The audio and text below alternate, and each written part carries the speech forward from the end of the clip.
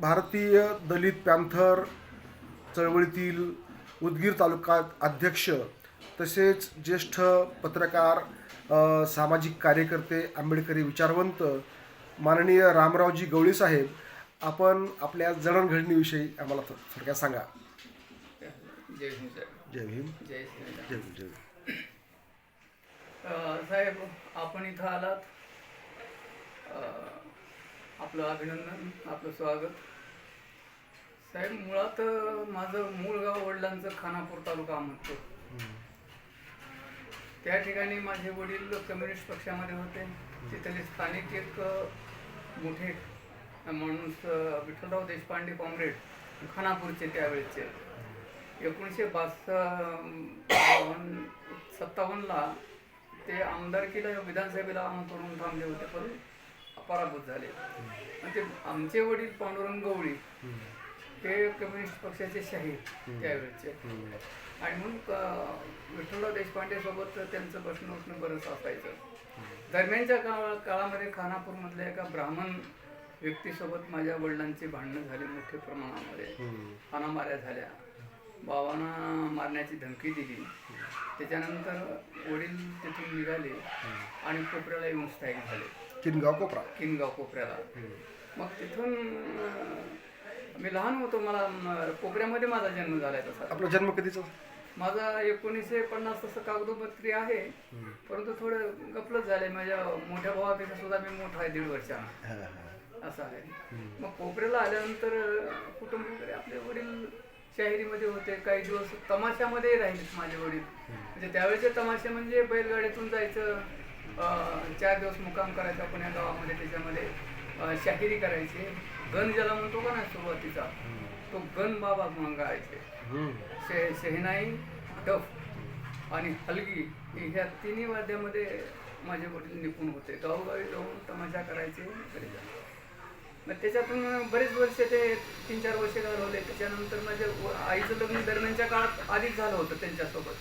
मग पाहुण्यामध्ये असं झालं की बुवा हे आता हे तमाशामध्ये चाललं आहे, ह्या बाईला नांद होते का नाही, की माझी आईला भाऊ नाहीत, आई वडील नाहीत. त्याच्यामुळं परिसरातली मातंग समाजातील ज्येष्ठ मंडळी एक ठिकाणी बसली आणि त्यांनी निर्णय घेतला की हे तमाशा वगैरे सोड आणि या बाई सर्व संसार कर. मग माझी आई नांदायला गेली. आणि तुम्हाला आणखी त्याच्या असं सांगतो, माझ्या ह्याच्यामध्ये खानापूरमध्ये एखादं जनावर जर मेलं तर 4था वाटा आमच्या वडिलांच्या वडिलांना मिळत होता. त्यांचं नाव हिरवा गवळी. म्हणजे 1/4 भाग जनावराचा हिरवा गवळीना मिळायचा. आणि ते मिळतं ह्या बेसवर माझ्या आईचं लग्न झालंय पांडुरंग गवळी. बरोबर असं झालं. आणि अर्ध्यामध्ये पाऊण हिस्सा अन्य मातंग समाजाला आणि अर्धा हिस्सा महार समाजाला. बरोबर. म्हणजे त्यावेळेच्या अशी काही ती वाटणी होती. आलो कुटुंब, बाबा आले कोपऱ्याला, तिथं राहिलो वगैरे. मग तिथून कोकणरवाडी म्हणायचे एक गाव आहे. बांधकामाचं गुत्त लय मोठं होणार आहे साहेब आता हे काय. मग तिथून कोकणरवाडीला गेलो. कोकणरवाडीला गेल्यानंतर एका तांड्यावर बाबांनी मला, मोठ्या भावाने मला शाळेमध्ये टाकलं. तांड्यावर तर भूतानायकाचा काहीतरी तांडा आहे तिथं. मग तिथं प्रायमरी काही बाराखडी उजळणी मी गिरवली. आणि त्याच्यानंतर मोठ्या भावाला आणि मला ढाळेगावला टाकलं. ढाळेगावला पहिली दुसरी तिथं झाली. पुन्हा आणखी कोपऱ्याला आलो. कोपऱ्याला आल्यानंतर 3री 4थी कोपऱ्यामध्ये झाली. आणि तिथून पास झाल्यानंतर 5वी आणि 6वी सोनखेड मानखेडला झाली. सोनखेड मानखेड एक मोठी शाळा आहे, नूतन जनता म्हणून. तिथं झाल्यानंतर त्याच दरम्यान 67ला निवडणूक सुरू झाली, विधानसभा आणि लोकसभेची. आणि बाबा ही क्रांतिसिंह नाना पाटील वगैरे यांच्यासोबत शाहिरी राहायचं, त्यांचा एक कलापथक राहायचं कम्युनिस्ट पक्षांचं, असं काही ते लालबावटा पथक. मग त्याच्यामध्ये काही दिवस बाबा बीडकडे गेले नाना पाटलांचा प्रचार करण्यासाठी. आणि बरेच दिवस मग इकडं आपले किशनराव देशमुख 67ला उभा टाकले होते. त्यांच्या प्रचारामध्ये बाबा हे राहिले. मग ते तिथून झाल्यानंतर काही चुलते आधीच भोकरामध्ये आंध्र प्रदेशात गेले होते, आदिलाबाद जिल्ह्यामध्ये शेती पकडण्यासाठी. मग त्या चुलत्याने वडिलांनाही बोलवलं ना. आम्ही सगळ्यांनाच इलेक्शन झाल्यानंतर विधानसभेची निवडणूक झाल्यानंतर आम्ही सगळेच आंध्र प्रदेशात गेलो. मग तिथे गेल्यानंतर त्याच्यामध्ये चंद्रपूर जिल्ह्यामध्ये आता जी जिवती तालुका आहे तिथं मरकलमेटा म्हणून एक गाव आहे. तिथं बाबांनी 22 एकर जमीन धरली. जमीन म्हणजे काय, कुणी बी यायचं, जाळ तोडायचं, कास्तकारी. तिथून आल्यानंतर असं करीत करीत तिथं बरंच म्हणजे जरा परिपक्व झालो होतो. घरात कम्युनिस्ट विचार सगळं हे घरावर लाल बावटा राहायचा बाबाचा. मग त्याच्यातून जरा ही देव धर्म वगैरे जे आहेत ना ह्याच्यावरचा विश्वासच उडाला होता आपला. आणि मग तिथं मी जवळजवळ 40-50 बाबासाहेबांवर गाणे त्यावेळेस लिहिले होते. बरं. हा. काहीतरी 50 गाणे होते. पण एखादा मुखडा आठवतो का? काय ह्याच्या नामांतरातला आठवते बघा. नामांतरावर लिहिलं होतं ते बी आठवणार आता मला ते.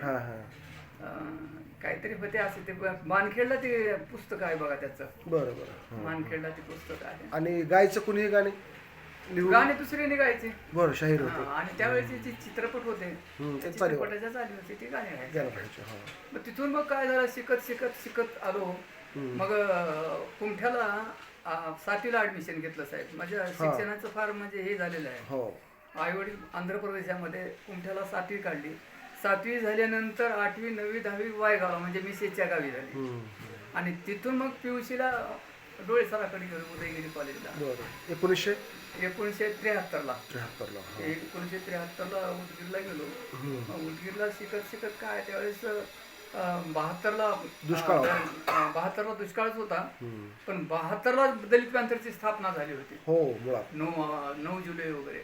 आणि हे सगळं ते मला 10वी पासूनच माझ्या ह्याच्यात आलं होतं, माझ्या डोक्यात आलं होतं हे सगळं. बाबा बी ते लोकसत्ता पेपर घेऊन यायचे घरी. मग ते वाचन वगैरे करून असं नाही आपलं काही हे व्हायचं. मग त्याच्यातून ऍडमिशन घेतलो, शिकलो तिथं डोळे सरांच्या ह्याच्यामध्ये. आणि शिकत म्हणजे दलित पंथाचा प्राथमिक सदस्य झालो मी तिथं. 72ला झालो होतो मी तसं. हा. मग 73ला गेल्यानंतर जरा सक्रिय राहिलो मी त्याच्यामध्ये पॅंथरमध्ये सगळेच. आणि त्यावेळेस काय मातंग समाजाची माणसं फार मोठ्या प्रमाणात होत जाईल. मातंग समाजाचे 74 पर्यंत. 74ला एक मातंगाचा मेळावा झाला तिथं. अधिवेशन झालं मोठं. त्याचं अधिवेशन झालं. तिथे एक प्राध्यापकानं एक चुकीचं स्टेटमेंट केलं की बाबासाहेब आंबेडकर हे बॅरिस्टर होते हे खरं आहे, परंतु त्याच तोडीचे इथं एक आमचे मातंग समाजाचे नेते होते. मी नाव घेणार नाही त्याचं हे होऊ नये.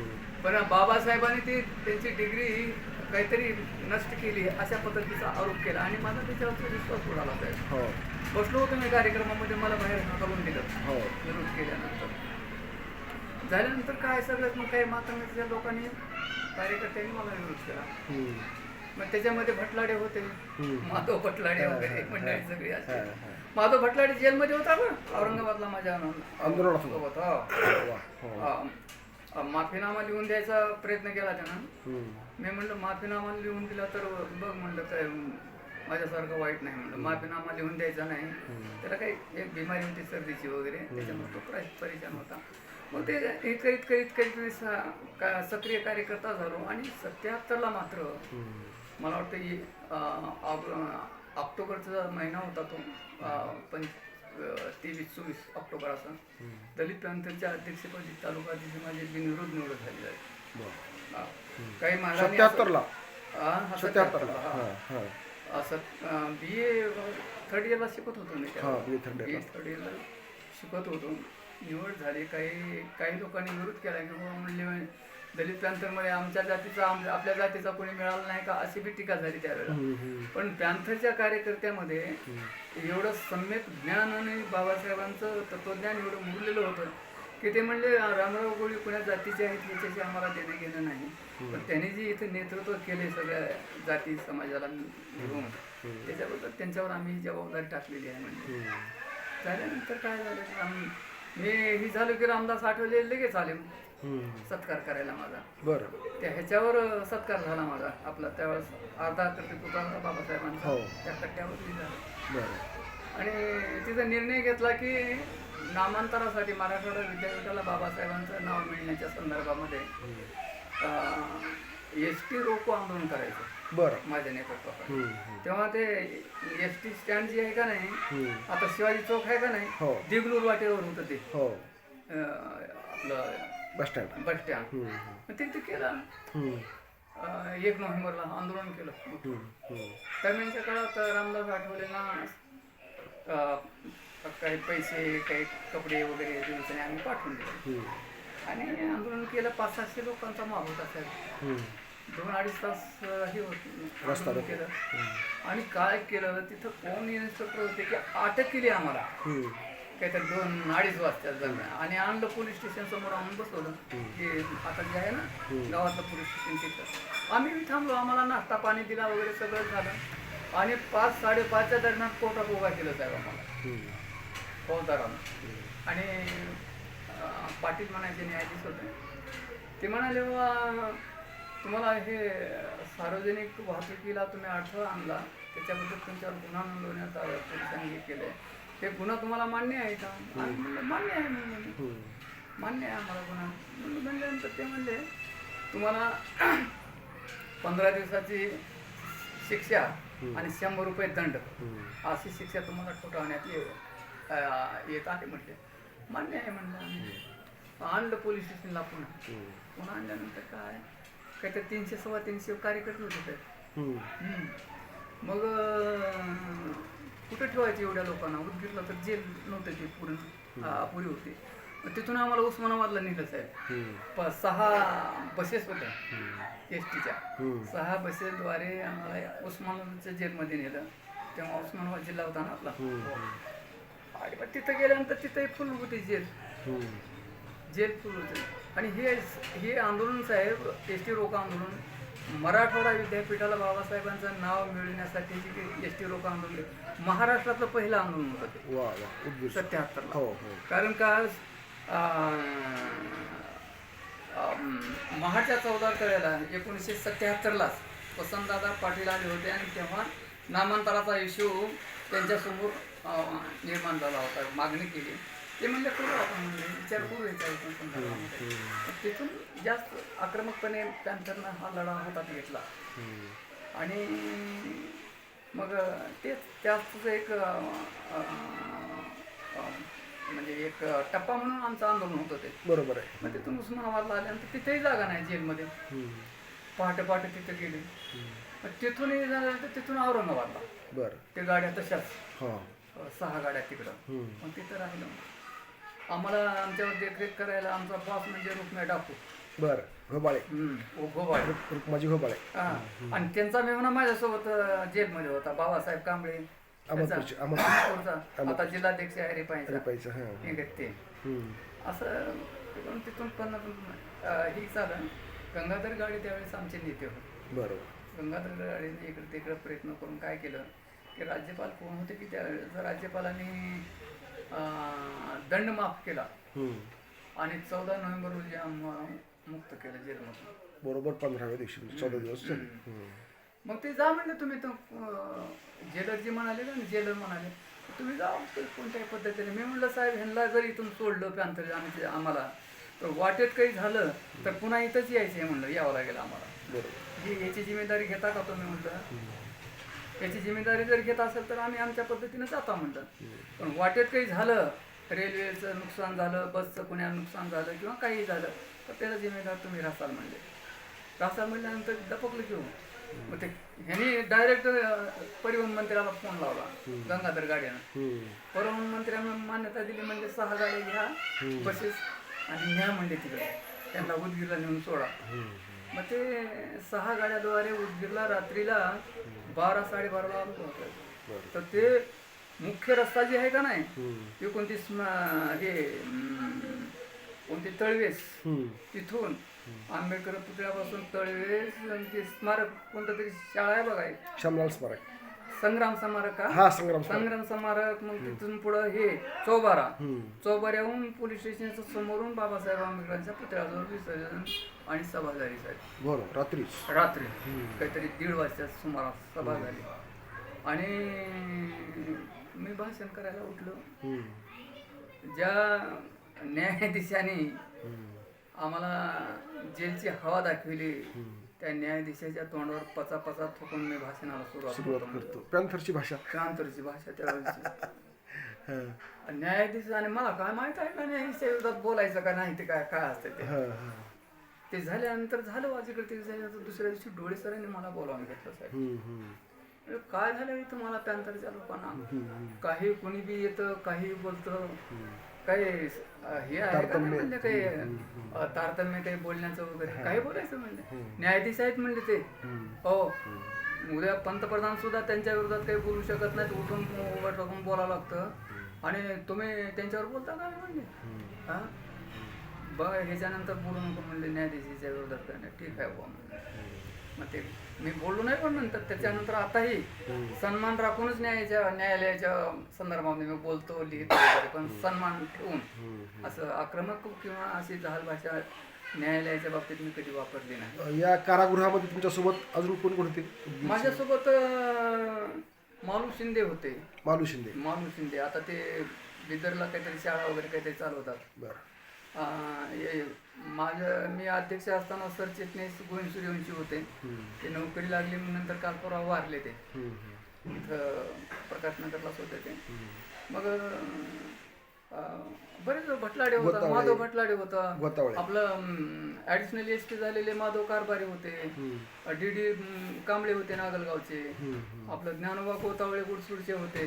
असे जवळजवळ 120 काहीतरी मातंग समाजाचे कार्यकर्ते होते. 120 कार्यकर्ते. हो 300 350 पैकी. बाकी विशेष म्हणजे बंजारा समाजाचे सुद्धा कार्यकर्ते होते बरं जेलमध्ये. बौद्ध समाजाचे होते, बाकी इतर छोट्या मोठ्या जातीचे काही असतील होते. असं बरोबर असं त्यावेळेस जातीचं असं फारही नव्हतं. फार नव्हतं. बरोबर. आणि चांगल्या पद्धतीनं मग एक मातंग समाजाचे असून तालुका अध्यक्ष तुम्ही झालात आणि मग तुमच्यामुळं मातंग समाजामध्ये काही परिवर्तन घडलं का समाजामध्ये जास्त इकडे म्हणजे आंबेडकरवादी विचार होण्याचं? नाही होतं ना. होतं अगदी. मग त्याच्यामुळेच ते DD कांबळे झालं, आपला प्रभाकर आपले हे गोतावळे झालं, आपले DD कांबळे आणि काय कारभारी माधव कारभारी. SP झाला तो माणूस पुढे चालून. ते भारावलेले होते त्यावेळेस पॅन्थरच्या कामामुळे. कुठेही काही झालं की टेम्पो ट्रक वगैरे करून आम्ही जायचो. मग 77ची तुमची अटक आणि 78ला मग 27 जुलैला घोषणा केली शरद पवारांनी नामांतराची आणि मग तेव्हा खेड्यापाड्यात दंगली उसळल्या. ते वातावरण कसं होतं? भयानकच होतं साहेब. एकतर्फीच होतं ते काही दंगली नव्हत्या साहेब. ते हल्ले होते दलित वस्तीवर. बरोबर. नियोजनबद्ध रित्या केलेले हल्ले होते, दंगल नव्हते ते. दंगली काय दोन परस्पर गट एकमेकांना जेव्हा भिडतात का नाही तेव्हा ती दंगल असते. बरोबर. एकतर्फी हल्ले होते दलित समाजावर त्यावेळेला. ते फौजदार भुरेवाळ माझे मित्र होते साहेब. बरं. नामांतर पिरियड मध्ये जेव्हा माझे कार्यक्रम राहायचे ना उदगीर तालुक्यामध्ये वाढवणा परिसरामध्ये वगैरे, तेव्हा ती गाडी घेऊन माझ्यासोबत यायचे. हो बरोबर. आणि माझ्यासोबत एक पोलीसची गाडी राहायची नेहमीच. हो आणि गावातून जर फिरू लागलो आता ते भारावलेले दिवस आहेत साहेब. ते 10-12 कार्यकर्ते सोबत राहायचे. ते दुकानदार वगैरे तर आमच्याकडेच बघत राहायचे. ते दाड्या वगैरे वाढवलेल्या पोरं. बरं. ते मी बी अशीच प्रकृती त्यावेळेस होती, माझे काही जास्त हे नव्हते. अशा पद्धतीचं वातावरण होतं भारावलेलं साहेब. आणि मग त्याच 4 ऑगस्टला नामांतर शहीद पोचराम कांबळेंची हत्या झाली. 4 ऑगस्टला. 4 ऑगस्ट 1978ला हत्या झाली ती. खून झाला तो. बरोबर. पोचराम कांबळे आमचे फार जवळचे होते की स्नेही. बरं. नांदेडला बैठकीमध्ये अनेकदा आमच्या त्यांच्या बैठकी झाल्या, चर्चा झाल्या. KCM प्रधान त्यावेळेला मराठवाड्यातील एक मोठे नेते होते आमचे KCM प्रधान. मग त्यांच्यासोबत जायचं ना, त्यांच्या पेटा तगडा माणूस होते असे उंचीपुरी वगैरे होत्या. पॅन्थरचा कार्यकर्ता होता. पॅन्थरचं म्हणता येईल पण नामांतरवादी होते ते. तेवढं मला ते हे नाही पण नामांतरवादी होते बघा. प्रत्येक नामांतराच्या मोर्चामध्ये सुद्धा राहत होते ते. बरोबर आहे. नागपूर हे झालं, मुंबई. तर ते 77ला सुवर्ण महोत्सवी वर्ष होतं. त्याचं मार्च 14 त्यावेळेस भरपूर लोक गेले ते आपले. त्यावेळेस पोचरामही गेले होते तेव्हा. तर ते महाडला तो कार्यक्रम झाल्यानंतर ही नामांतर मागणीला जास्त जोर चढला. पण त्याच्यामध्ये मराठवाड्यातून गंगाधर गाडे होते, आपले यशवंत प्रधान होते, बाकी इतर मंडळी होते पण सेकंड थर्ड सुगावला बी जनार्दन मावाडेचा जनार्दन मेवाडे 78लाच गेलेला आहे. ते 4 तारखेलाच झाले बा त्यांचे. हो त्या दिवशी. 4 ऑगस्टला झालेला आहे ते. सुगावला आणि इतक्या अफवा पसरायच्या साहेब, प्रचंड प्रमाणामध्ये असं इथंही झालं तिथंही झालं, भयभीत समाज होता. तेव्हा मला माझ्या गावातल्या काही लोकांनी माझे पाय मोडण्याचा काहीतरी हे ठराव केला. मातंग समाजातल्या एका माणसानं माझ्या वडिलांना येऊन सांगितलं. तेव्हा बाबांनी काय केलं, बौद्ध समाजाचे लोक कार्यकर्ते रात्रभर जागरण करायचे साहेब घराभोवती. आणि ते जनावर कापायचे सुऱ्या राहायच्या का नाही, सुरी लांबगे ते घेऊन पहारा द्यायचे घराच्या भोवती. म्हणलं वडिलांना वाटलं हे किती दिवस चालायचं म्हणजे असले सुरक्षित ठिकाणी पोराला नेऊन मला मानखेडला नेलं. मानखेडला मग रुक्मिणी आहे ना गोबाळे, मग त्यांनी विशेष व्यवस्था केली माझी. बाबासाहेब कांबळे त्याचा मेवणा, बाबासाहेब कांबळेची बहीण दिली होती त्याला. मग त्यांनी सगळं साहित्य वगैरे दिलं आम्हाला. कोणी आलं हे हल्ला वगैरे करण्यासाठी तर काय करायचं असं ते पद्धतशीर झालं होतं. मग ते 10-12 दिवस. तुमचं लग्न ही बौद्ध पद्धतीने झालं असं? हो. ते कसं झालं? 1981चा तो काळ होता. मुळात तुम्ही 1980च्या एप्रिलमध्ये 14 एप्रिलला धर्मांतर केलं तुम्ही चैत्यभूमीवर. बरं. चैत्यभूमीवर 14 एप्रिलचा कार्यक्रम होता. आणि रामदास आठवले, मग तिथले मुंबईचे अध्यक्ष आमचे उमाकांत रणधीर, जवी पवार नव्हते, डांगळे, बाकी आपले कार्यकर्ते, मला आता ते नाव आठवणार आमचे. माझा हे मनोहर अंकुश, ही सगळी मंडळी होते तिथं. मग तिथं मी धर्मांतर केलं चैत्यभूमीवर. 80ला दीक्षा घेतली. 1980ला 14 एप्रिलला. आणि 1981ला जे लग्न झालं 7 जून 1981ला, तर ते साहेब बौद्ध पद्धतीनं लग्न झालं. तर 8 दिवस पोलीस परेशान होते. दररोज गस्त गावात राहते सकाळ संध्याकाळ. 81ला रामदास आठवलेच्या उपस्थितीत लग्न झालं. माईसाहेब होते का? माईसाहेब नव्हत्या. तर लग्न पत्रिकेवरच मी एक विषय ठेवला होता. आणि त्यावेळेस विषय ठेवण्याचं कारण असं होतं की गुजरातमध्ये मेडिकलच्या जे पोस्ट ग्रॅज्युएशनच्या जी जागा होत्या तिथं SC ST च्या जागा भरण्याच्या विरोधात तिथल्या लोकांनी आंदोलन केलं होतं. तर त्या अनुषंगाने त्या पार्श्वभूमीवर एक परिसंवाद ठेवला होता मी लग्नामध्ये. आणि ती लग्न पत्रिकेतच लिहिलं होता, भारतीय राज्यघटना आणि राखीव जागांची तरतूद. मी अध्यक्ष रामदास आठवले, SM प्रधान वगैरे ही जी मंडळी होती ती प्रमुख पाहुण्यांनी त्यांनी त्याच्यावर मार्गदर्शन केलं होतं तिथे. मातंग समाजाच्या काही लोकांनी विरोध केला, बहिष्कार टाकला, कोणी नदीत जाऊन बसले, कोणी काय केलं. मग ते आठवले साहेब वगैरे सगळ्यांनी जरा मंदिरीने केली, सांगितल्यानंतर सगळेजण आले. आणि मग हे असं त्यांनी लग्न कुठं लागलं? कोपऱ्यामध्ये झालं. पिनगाव कोपऱ्यात. आणि तारीख 7 जून 1981. 1981ला हे बौद्ध जात पद्धतीने झालेलं मातंग समाजातलं पहिलं लग्न असावं असं वाटतंय. मराठवाड्यातलं असेल बहुतेक ह्याच्यामध्ये उस्मानाबाद जिल्ह्यातलं पहिलंच लग्न. उस्मानाबाद जिल्ह्यातलं असेल. आणि लग्न लावणारी इथंच आहे तिथे ॲडव्होकेट DM बालराव म्हणायचे. तिथे काय बौद्ध भिक्खूंच्या उपस्थितीत वगैरे काही नाही लग्न. पंचशील त्रिसरण त्यांनी म्हटलं, झालं लग्न. बाबासाहेबांनी म्हटले काय कुणी कुणालाही दीक्षा देऊ शकतात. म्हणजे बाबासाहेबांचं स्टेटमेंट आहे इथं. म्हणजे बौद्ध भिक्खूच असला पाहिजे, पण त्यावेळेस दुर्मिळच होते ना बौद्ध भिक्खू. आणि म्हणून ते लग्न तशा पद्धतीने झालं. आणि मग नंतर पॅन्थरमध्ये तुम्ही सक्रिय राहिलात. पॅन्थरमध्ये मग नंतर काय झालं, दरम्यानच्या काळामध्ये आईवडील थकले. आणि वडील भाऊ मिलिटरीमध्ये होते कॅप्टन पदावर. पण आईवडिलाकडे जरा ही काम होईना झालं आईवडिलांना. मग आता काहीतरी आपण केलं पाहिजे म्हणून मुंबईला गेलो सर. मुंबईला तुम्ही राहिला? 80ला गेलो. मग त्यावेळेस कसं होतं, आपल्या इथं शिकलेली जी पोरं आहेत का नाही, जी बेकार होते फिरत होते त्या दरम्यानच्या काळात, मुंबईला गेले की हमखास त्यांना LIC मध्ये किंवा कुठेतरी काम मिळायचं. 5-6 महिन्यापुरतं काहीतरी मिळायचं. आणि पण चांगलं टामटूम जगायचं वगैरे ते कार्यकर्त्यांना. पोर आहे. मग त्याच उद्देशाने मी गेलो. गेल्यानंतर काय ही झाल्यानंतर एका संस्थेमध्ये क्लार्क म्हणून लागलो. तिथे तुम्ही सिद्धार्थ राहिलात का हॉस्टेलला? हॉस्टेलला होतो ना, हा, सिद्धार्थ. रामदास आठवले सोबतच होतो. बरं. हा 5-6 वर्ष होतो. हां हां. ते उमक आपले हे काय त्यांचं नाव घेतलं मी आता, उमाकांत रणधीर? नाही दुसरे मनोहर अंकुश. मनोहर अंकुश. ते माझे रूममेट होते. बरं बरं. आम्ही रूममेट होतो. हां हां. हा. आणि नंतर सर लातूरला विषमता निर्मूलन शिबिर झालं होतं 78ला 79लाच. त्याचं काय आठवतं तुम्हाला? नाही तिथं नव्हतं मी. त्यावेळेस तुम्ही इथे असता, तुम्ही मुंबईला असाल त्यावेळेस. एक आठवतं की हे आपले तुळजीराम कांबळेचा फोन झाल्यानंतर गंगाधर गाडी मी गेलो होतो. हां. माईसाहेब होते का सोबत? माईसाहेब नांदेडला काहीतरी आमची भेट झाली होती हो.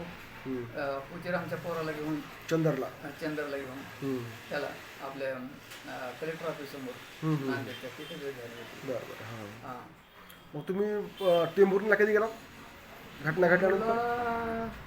मला वाटतं एक ऑगस्टच्या शेवटच्या आठवड्यात गेलो होतो. बरं. ऑगस्टच्या शेवटच्या कोण कोण? गंगाधर गाडे साहेब, मी, आपले विनायक बलांडे होते सोबत. तिथून चंद्रकांत ठाणेकर होते देगलूरचे. चंद्रकांत ठाणेकर वगैरे मंडळी त्यावेळेस गेलो होतो. बरं बरं. चंदरला तुम्ही भेटलात? हो चंदरला भेटलो. तुळजीराम एक स्वाभिमानी माणूस होता. स्वाभिमानी माणूस होते. आणि बाबासाहेब आंबेडकरांच्या बाबतीमध्ये ते तिथं तडजोड नव्हती. जय भीम म्हणजे जय भीम अशा पद्धतीने स्वाभिमानी आणि बाणेदार माणूस होते. आणि त्याच्यामध्ये ते सवर्णांना काही खटकलं आणि त्याच्यातून ते काही झालं. बऱ्याच ठिकाणीच आहे स्वाभिमानी माणसं जिथे तिथं आहेत तिथे तिथं हल्ले झालेले आहेत. बरोबर. हा दलित समाज जिथे जिथं स्वाभिमानी आणि बाणेदारपणाने जगला आणि वागला त्या ठिकाणी मराठवाड्यामध्ये हल्ले झाले. आणि दुर्दैवानं जे फुले आंबेडकरी वादाचा घोष करतात का नाही, ती काही मंडळी सुरुवातीला आमच्यासोबत होती, परंतु प्रत्यक्षात जेव्हा नामांतराची घोषणा झाली तेव्हा मात्र त्यांनी विरोधात काम केलं. त्याच्यामध्ये मग अनेक जण आहेत. त्याच्यामध्ये गोविंदबाई श्राव्य होते, ते आपले मराठवाड्याचे संपादक तेवी होते. त्यांनी सगळं म्हणजे हे उचकावलं ना सगळं लोकांना. बरोबर. शेवटी आता नामांतर झालं नंतर झाला, पण नाम विस्तार झाला तो. त्यावेळेस मी लेख लिहिला होतो त्यावेळेला की वा हे नथनी दिली परंतु नाक हिरावून घेतला. पण तरी ते लढ्याचा यशच आहे म्हणजे शेवटी अर्ध यश म्हणता येईल. बरोबर. अर्ध यश आहे ते, पूर्ण यश नाही ते. बाबासाहेबांचं नाव देताना इतकी दलितांच्या घराची राख रांगोळी झाली, अनेक माणसं शहीद झाली आणि कार्यकर्ते शहीद झाले.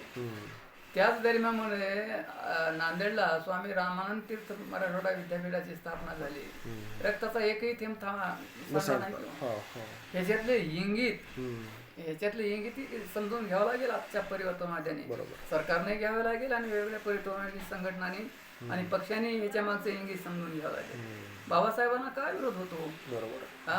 या बाबासाहेबांनी इथं भारताला संविधान दिलं, लोकशाही मूल्य इथं दिली आहेत. मराठवाड्यामध्ये पहिलं कॉलेज त्यांनी काढलं, इथं विद्यापीठ स्थापन करण्याची संकल्पना त्यांची. मराठवाड्यामध्ये भारतात त्यावेळेला सगळ्यात जास्त लोक एससी आणि एसटीचे आणि मागासवर्गीय शिकत होते, हा एक मुद्दा होता. आणि तिसरी गोष्ट अशी होती की त्यावेळेला एक मी पत्र काढलं होतं साहेब, 120 विद्यापीठं होते देशामध्ये. तेव्हा जेव्हा अर्ध्याच्या वर विद्यापीठांना एक तिथल्या त्या ठिकाणच्या जे महापुरुष होते, नेते होते, त्यांची नावं होती. पण बाबासाहेबांच्या नावाने एकही विद्यापीठ त्यावेळेस देशात नव्हतं. आणि हा बेस धरून ज्या बाबासाहेबांनी देशाला संविधान दिलं, लोकशाही मूल्य दिली, अल्पसंख्याक जी घटक आहेत समाजातले त्यांनाही इतर जातीच्या सोबत मुख्य प्रभावात आणण्याच्यासाठीची काम केलेलं आहे. त्याचा भाग म्हणून आमचं ते हे होतं नामांतराची लढाई. एका जातीसाठी ती लढाई नव्हती ती.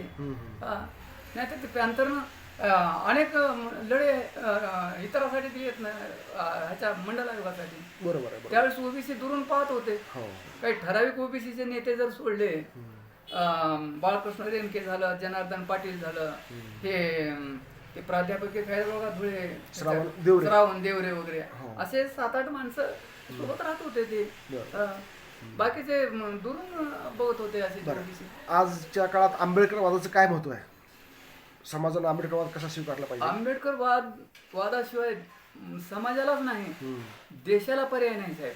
बरोबर आहे. हां, हां. हा देश जर खऱ्या अर्थानं चालवायचा असेल हम्म. तर बाबासाहेबांच्या विचाराशिवाय पर्याय नाही.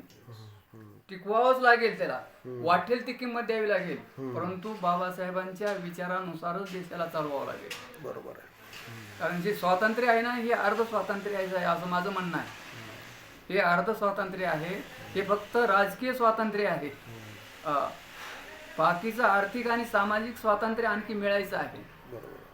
आणि म्हणून आर्थिक सामाजिक स्वातंत्र्यासाठी आणि समतेसाठी यापुढेही लढे द्यावे लागतील आंबेडकरवाद्यांनी. आणि म्हणून आंबेडकरवाद मांडताना कार्यकर्त्यांनी नेत्यांनी हे लक्षात घेतलं पाहिजे की आंबेडकरवादांचं विद्रुपीकरण होणार नाही अशा पद्धतीनं काही बोलू नका, वागू नका, काम करू नका. बाबासाहेब होते, त्यांची उंची गाठता आली नाही तरी किमान बाबासाहेबांची उंची कमी करण्याचा प्रयत्न करू नये असं माझ्यासारख्यांना वा वाटतं. वा. धन्यवाद साहेब. आपण वेळात वेळ काढून या ठिकाणी मुलाखत दिली. आपले मनपूर्वक आभार. आपलं संपूर्ण जीवनच आंबेडकर विचारांनी भारलेलं आहे. आपण आपल्या घरालाही नाव दिलेलं आहे संविधान. हां. आणि स्वतःचं लग्न बौद्ध पद्धतीनं करून आपलं जे जगणं आहे आजही हे पूर्णपणे फुले शाहू आंबेडकर विचारांचं आहे. आणि या विचारांना आपण आजही समाजाला दिशा देण्याचं काम करता. मी थोडं मला जे आता एकूण सार मी सांगतो थोडक्यात. आजच्या परिस्थितीमध्ये मी सध्या तटस्थ असल्यासारखा राहिलोय. बरोबर. आणि त्याच्याबद्दल मला मनातून दुःखही वाटतं. ते का झालं तर काय कुणासोबत जावं साहेब? बरोबर. कुणाच्या खांद्यावर आपलं मुंडकं ठेवावं, कुणावर विश्वास ठेवायचा अशी परिस्थिती निर्माण झालेली आहे. कुणी विश्वासातनं बोलत नाही, विश्वासानं राहत नाही. आम्ही चळवळी चालवल्या, विश्वासानं चालवलेल्या, जीवाला जीव देणारी माणसं होती.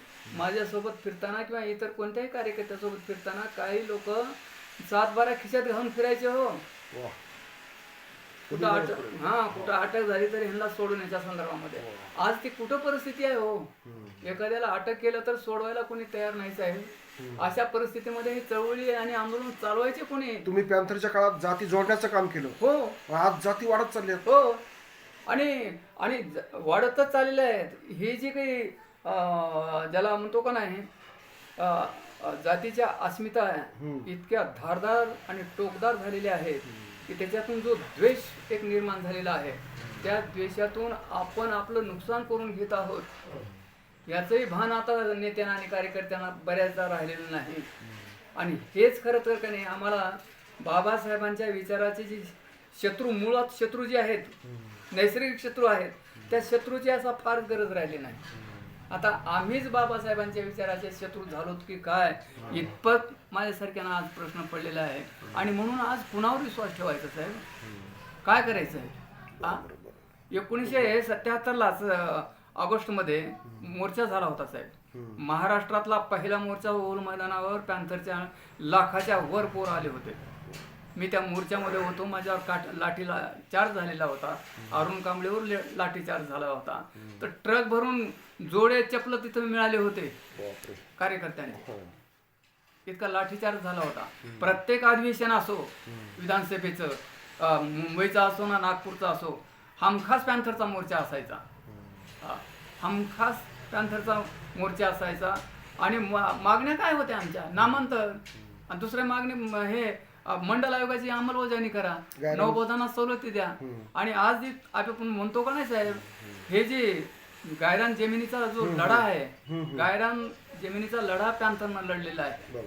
त्यावेळेला गाळपेराची जमीन, गाळपेरा कमी असो, देवस्थानच्या जमिनी, सरकारी गायरान जमिनीचे लढे, हे सगळे आम्ही हे केले. दादासाहेब गायकवाडांच्या नंतर भारतीय दलित पॅन्थर आणि मानवी हक अभियान या 2 संघटनांनीच हे लढे लढलेले आहेत. जमिनीसाठीचे मूलभूत प्रश्न आहेत. मूलभूत प्रश्न आहेत. बरोबर. शहरी भागातील जे काही झोपडपट्ट्या आहेत अनधिकृत, त्या अधिकृत करण्याच्या संदर्भामध्ये भारतीय दलित पॅन्थरनं कार्य केलेलं आहे त्यावेळेला. बरोबर. आणि दलितांनी चांगली घरं बांधली, जमिनी घेतल्या, चांगले झाले. म्हणूनच हल्ले झाले हो. नामांतराच्या काळामध्ये प्रामुख्यानं. हो.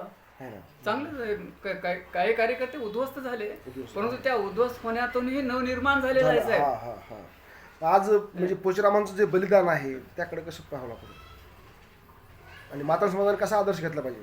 नाही, मातंग समाजानं म्हणण्यापेक्षा फुले शाहू आंबेडकरी आणि अण्णाभाऊ साठे यांचा एक विचाराचा समन्वय साधणारे जे कार्यकर्ते आहेत त्यांनी पोचीराम कांबळेला आपली प्रेरणा समजलेलं आहे, आजही प्रेरणा आहे. ते मातंग समाजाचे नव्हते, ते वा वा.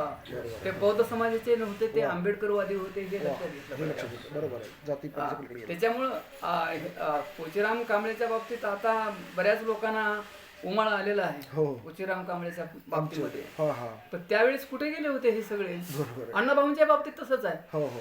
अण्णाभाऊंचा अंत्यविधी जो झाला, अंत्यविधीला जे चित्तेला अग्नी द्यायचं काम अमरशेखनं केलेलं आहे साहेब. बरोबर आहे. आणि अण्णाभाऊंच्या सोबत समकालीन आणि समवयस्क आणि समविचाराचे किती मांगाचे पुढारी होते हे बी सांगावं मांगाच्या पुढाऱ्याने. बरोबर आहे. नाही, आता सगळेच अण्णाभाऊ नाही पण काही करा तुम्ही, परंतु बौद्ध समाजानं आंबेडकरवाद स्वीकारला. त्याच्यामध्ये चुका असू शकतील, ते आपण वेगळा विचार करू त्याच्याबद्दल. पण त्या तसा विचार मातंग समाजानं अण्णाभाऊंच्या संदर्भात केलेला आहे का? आणि अण्णाभाऊंच्या संदर्भात करायचा असेल तर अण्णाभाऊंचा कम्युनिझमही आचरणात आणावं लागेल. बरोबर. आणि आज जर मातंग समाजाचे कार्यकर्ते आम्हाला स्वतःला अण्णाभाऊंचे अनुयायी म्हणून घेत असतील, हा समाज जर का नाही आज कम्युनिस्ट पक्षासोबत असता तर नाही जरी म्हणलं दखलपात्र राजकीय ताकद मातंग समाजाची असती साहेब.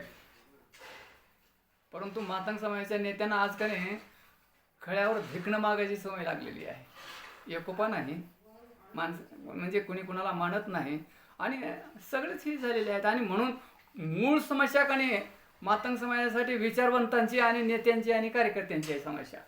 ही जी दुबळी निर्माण करतात ना जातीच्या नावावर, हीच खरी समस्या आहे साहेब मोठी. जाती अंताची चळवळ महत्वाची आहे. आणि जाती अंताची लढाईशिवाय देशाचं हित नाही साहेब, समाजाचं हित आणि नाही. तुमचं असेल साहेब की तुम्ही जात आणि वर्ग दोन्ही विरुद्ध लढला तुम्ही. हो, एकाच विरोधात नाही. जात आणि वर्ग अंताची लढाई आम्ही लढलेली आहे. म्हणजे जय भीम लाल सलाम ही जी जय भीम संकल्पना लाल अण्णाभाऊंची आहे अगदी, अगदी. हीच तुमची आहे राहिलेली आहे. तुम्ही खरे अण्णाभाऊची म्हणूनच मला का नाही अण्णाभाऊबद्दल आदर आहे या गोष्टीचा की अण्णाभाऊ ज्या शिकले नाहीत तरी त्यांनी फुले शाहू आंबेडकर वादाचं जी आर्क आहे तो सांगितलं. तो आर्क त्यांच्या साहित्यातून जसा तसा उतरविला आणि लोकांसमोर ठेवलं ते. हे गाणे प्रेरणा आहे, ही एक स्फूर्ती आहे, ही एक ऊर्जा आहे अण्णाभाऊंच्या साहित्याची आणि सगळे याची. ही जर ऊर्जा, ही प्रेरणा आहे, ही जर कार्यकर्त्यांनी घेतली, नेत्याने घेतली, समाजाने घेतली तर उद्या समाजाचं चित्र वेगळं असू शकतं साहेब ते. बरोबर. पण आज काय आहे, संघटना अनेक आहेत, चळवळी नाहीत हे लक्षात घ्यावं लागेल. चळवळी डोक्यावर चालत असतात, माणसांच्या लोकसंख्येवर चळवळी चालत नाही. मग त्याला मग सगळंच तुमचं बी खरं ह्यांचं बी खरं असं म्हणून मग ते तडजोडीचं राजकारण. चळवळीमध्ये तसं नसतं. महात्मा फुले, मार्क्स आणि बाबासाहेब आंबेडकर यांच्या चळवळी हे लोकांचं मतपरिवर्तन करण्यासाठी होते. आता नेते काय करू लागले, जातीला जेवढं आवडेल तेवढंच बोलू लागले. तो डॉक्टरचं काम आहे साहेब रुग्णाची बिमारी ओळखणं, त्याच्या रोगाचं प्रमाण समजून घेणं आणि त्या रोगावर कोणतं औषध द्यायचं ते ठरवणं आणि औषध देताना औषधाची मात्रा किती द्यायची हेही डॉक्टरनं ठरवलं पाहिजे. पण ते काहीच नाही आहे सध्या. अण्णाभाऊ साठे आणि बाबासाहेब आंबेडकर हे बोला की तरी चला अशा पद्धतीचं हे जे समाजकारण सध्या चाललेलं आहे, माझ्यासारख्यांना थोडे खंत वाटते की आपण जाऊ कोणासोबत. आणि म्हणून माझ्यासारखा कार्यकर्ता आज घरात निश्चित पडलेला असतो साहेब. बरोबर. पण चला आपण पुढच्या काळामध्ये हा सगळा समाज समतेच्या विचारानं, बंधुभावाच्या विचारानं, न्यायानं, मानवतेनं, संविधानाच्या आधारानं चालेल अशी आशा करूयात. हरकत नाही. आपण वेळ दिलात, खूप खूप आभारी साहेब. जय भीम, जिंदाबाद. जय भीम, जय संविधान. धन्यवाद साहेब. आपण आलात, आपली चर्चा चांगली झाली, त्याच्याबद्दल आपल्यालाही